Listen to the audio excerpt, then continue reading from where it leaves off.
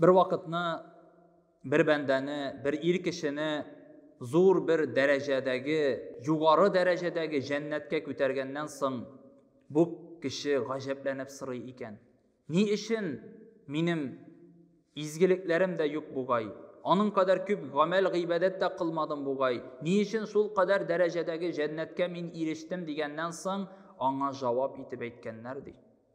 Sening balalaringning duosi bo'lganga, balalaring sening için duo qilganga, sening gunohlaringni g'afu qiluvni so'rab, qo'llarin duoga ko'tarib Alloh Robbimizdan yalvarganga ko'ra, Allah Teala seni şuşunday zo'r darajadagi jannatga erishtirdi deganlar.